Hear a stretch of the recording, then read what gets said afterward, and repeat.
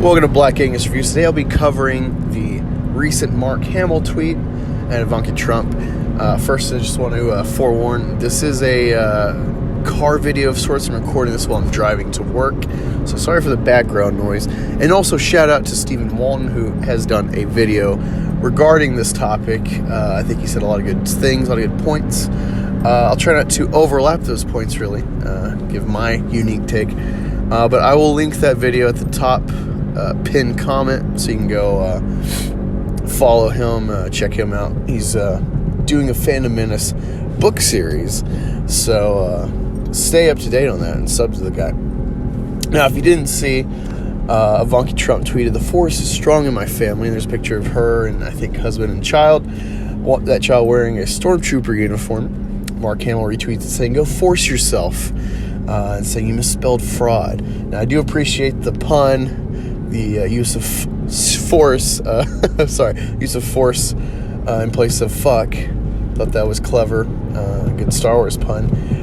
But, you know, even though I've not been a Luke Skywalker fanboy, and I've definitely not defended Mark Hamill for, like the way other people do regarding the sequel trilogy, I think he's part to blame for it, going along with it.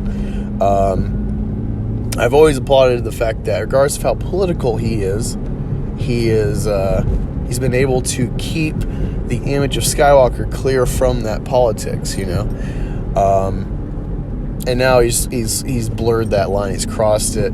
Now Luke Skywalker is anti-Trump, which is silly because you have a fictional character and this is real world, and there's no real crossover in that world to what is discussed today in our politics.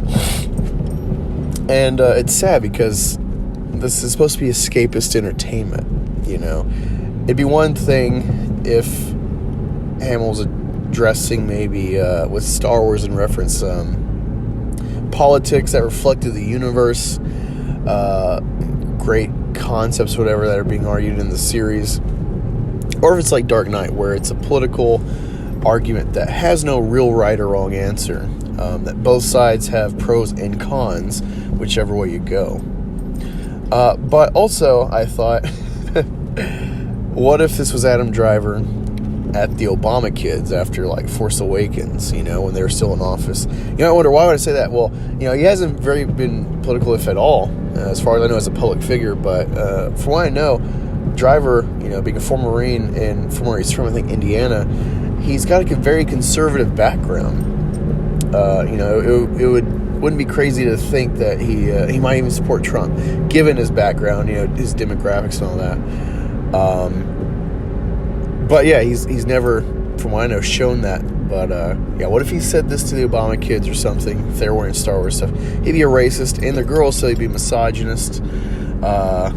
You know, or Omar, or Harris. You know, with Omar, he'd be called xenophobic and Islamophobic as well. But Trump says it, and people are just like, yeah, the force of gravity is strong in your flanks, you're going to fall, and just all this weird stuff. And it's like, I don't know.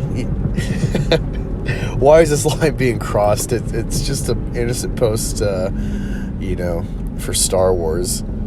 And everyone's just in the mud now with real world politics, and it's silly. This is why Star Wars is dead. You know, for all intents and purposes. Yeah, they'll still make products, they'll make some money because it's entertainment, it's popcorn now. But there's nothing deep behind it. This all reminds me, there was a Star Wars post, a poll on Twitter. Who would you be, Resistance or First Order? And I think 24 people picked First Order, 24%, including myself, because Resistance is stupid and I generally hate the bad guys, or I hate the good guys. But people took this as, 24% self-reported as Nazis.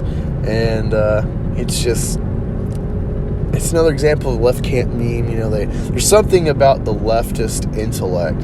They can't separate, you know, politics from entertainment. Can't let you enjoy something without making it political. And they can't understand nuance, you know.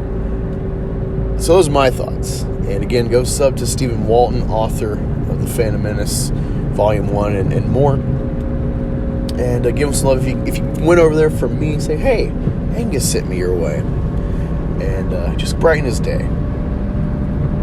That's all I got for you. Take care. And let me know what y'all thought of this.